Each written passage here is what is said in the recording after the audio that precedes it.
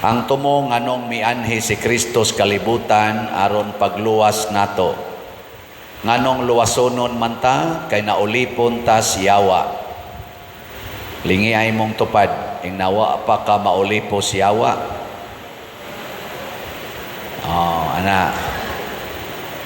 Og unsa may unang timaan nga naulipon ta siyawa, kinig yung sala. Mao ginay number 1. Ikaduha, ang kahadlok.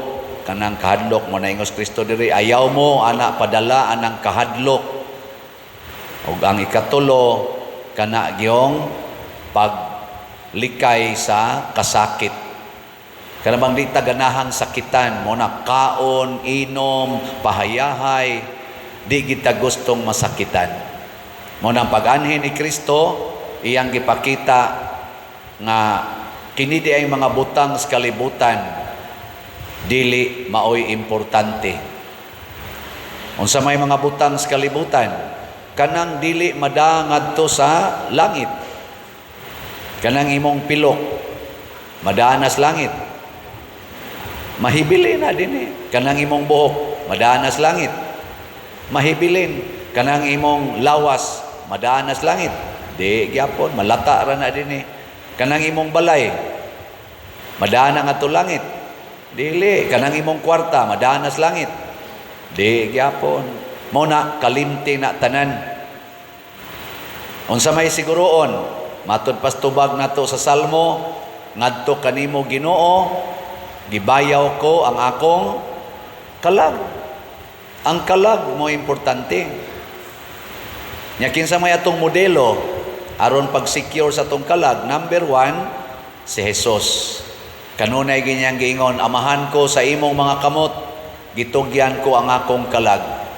Si Maria sad, mahal nga Birhen Maria, ang inahan ni Jesus, modelo sa nato.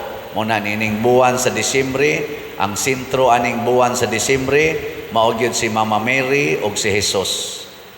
Ug unsa may ilang number 1 nga kinaiya, kanang pagkamasinugtanon, mutuman gyud sa balaod sa Dios. Matuman dinhi kanako, sumala sa imong pagbuot, matud pa ni Mama Mary. Nya si Jesus nagtudlo sad nato, matuman ang imong pagbuot dinhi sa yuta, maingon sa langit. Ilingay imong tupad, inawa ka magsupak-supak ron sa Asheret. Inawa ka magsupak-supak.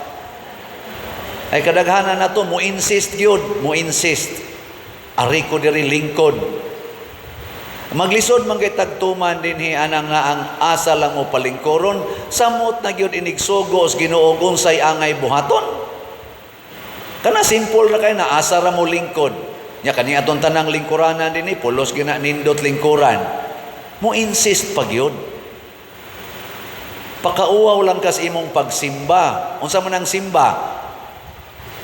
Worship sa Ginoo. Nya kining atong sistema dinhi, part how to worship God. Di man kakatuman. Samot na inigingos Ginoo, higugmaa imong kaaway. Kung tamparoson imong pikas aping, ipatamparos lang sang pikas. Kung dunay mukawat sa imong butang, ayaw na kinig bawia. Mga inana ba? Ibaligya ang tanan mong katigayunan ug ang halin ihatag ngadtos mga kabos. Katuman ka tana, lisod ganita sa palingkoron. Kamo mga asawa din kinsay nituman ninyo nga nag-ingon, asawa, sunda og tahura gyud ang inyong bana sa tanang higayon. Kanang wa gyud kayaw-yaw sa bana ta sa kamot. Namiligro mo sa impyerno, usara kabuk ni isa, di sa kana bakakon. Pero basin pa kay mura mag-smiling og naong, buutan siguro na siya. Kinsa dinhing mga banaha nga nag-ingon, nagtuman gyud sa giingos Ginoo, mga bana, higugmaa ang inyo mga asawa og pagpakamatay mo para nila aron di gid sila ma-impyerno. Kinsa dinhing mga banaha andam gyung magpakamatay para sa ilang asawa ta sa kamot. Naay duha arang atulo. Arang-arang ang bana dinhi ron kay niabot upat pa din napay usa laing ni isa. Mga asawa kanang ni isa ninyong bana, tamparusa kuno. Inighuman na las misa. Og masuko gani, pasabot ana, namakak na siya, suko, maging tamparoson sa mot nagpatyon. Mao na, Ang Ginoo nag-ingon gyud, pagbantay kamo kay inigabot nas katapusan sa panahon, katapos kalibutan,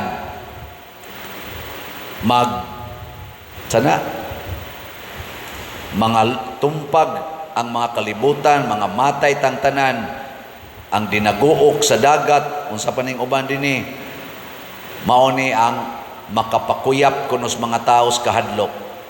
Pero matod pa niya, moabot na gani ni kani mga butanga kung magsugod nagkahitabo, tindog og hangad sa langit.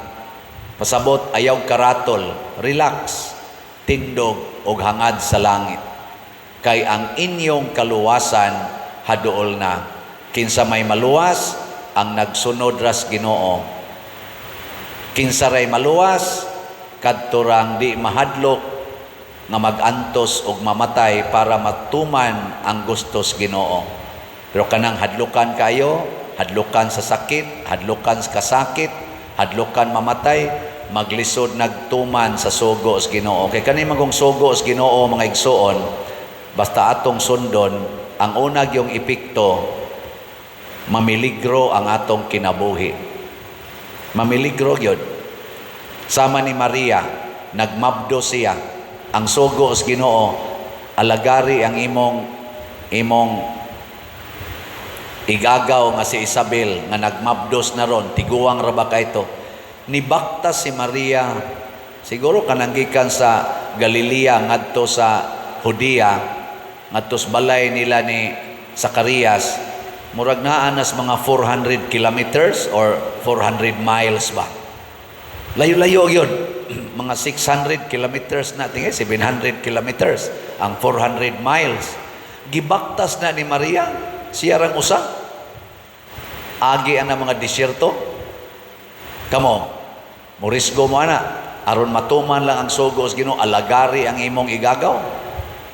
Ng kabahala na di sila, naman dito na ibana. Ana. Si Jose o si Maria, mibaktas ngadtos Ehipto, alas 12 gabi, mas layo pa na, ngadtos Ehipto, gadas, bata, risgo kayo. Kay gipangitang Herodes, baktas lang po sila. Risgo ba? Giling niya imong tupad. Ing naandam kang morisgo para nako. Ing nako no. Ing naandam ba kang morisgo para nako? Oy, ang ato yung kaugalingon. Nganong na nag-away man ang ato mga politicians karon, di ganahang morisgo sa ilang kinabuhi para sa ilang isig katao. Nganong kusog man kayo ning ato rong reklamo aning mga kwartang nangawa, ato mga projects kunuhay nga labi na ning flood control, nangaanod las baha ang flood control, matod pas istorya, flood ray na control na anod flood. Ngano man na, kay ang naghimo ana dili mo risgo sa pagbuhat og maayong sistema sa pagsagang aning baha, kay dako gasto. Mas importante ang iyang bulsa nga gisudlag kwarta kaysa sana piles bato nga butang daghang kabilya aron lig-on. O, di ba? Ngilingyan sa imong tupad, ing na inyong balay daghang kabilya. Kana inyong balay gipuy-an ba daghang kabilya? Basig mulinog rong gabi mga tumpag ra na. Ngano man kay gimantinilan. Dinhi sa ato, naningkamot kita nga dili mantinil ang atong gamiton. Naningkamot kita nga pangmatagalan. Mahal-mahal sa ni siya. Kanang atong kumbinto, dako-dako na, gilig-on-lig-on sa nato gyud. Mo nang dako-dako kita gasto, hapit na mo sobra 50 million. Wa pa ta kabayad, napay mga 10 kapin million diha. Wa ra ba kay mo mamalit og slot. Risgo ha, pag risgo mo yung kinabuhi, pamalit mo ang slot. So muna ni Roy atong update sa atong slot para matuman ning atong paningkamot nga makalipay tas atong isig katao. Ang atong SBF DAG para sa atong kumbinto, 44,911 na ka-slots atong halin, na apay 15,089 ka-slots na available. tag 500 pesos per slot. Kinsa ninyo'y morisgo gikan karong December 1, palit mo labing minus duha ka slot hangtod December 25. Aning SBF dat.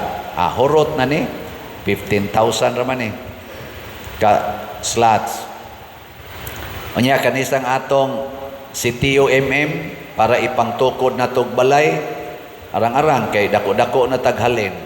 59,630 na ka slots. Nya naa pay 10,370 ka slots nga available tag 100 pesos per slot. Kinsay morisgo ninyo nga karong adlaw hotdon tanig palit. Na. Usa ra man ni ka cheque, siyuhan naman ninyo. Karon nakahuman na sad taog laing tulo ka balay atong gihimo, atong tanawon ha. Di kay nilig-on kay para man sad ni sa katog yung hapit way balay. Pero di sa ni madali-dali og tumba sa baboy. Bisan pating ikabaw. Sige, ikaupat na tong balay nga nahimo atong tanawon. Mao na siya before. Way klarong atop niya pag after. Di ba?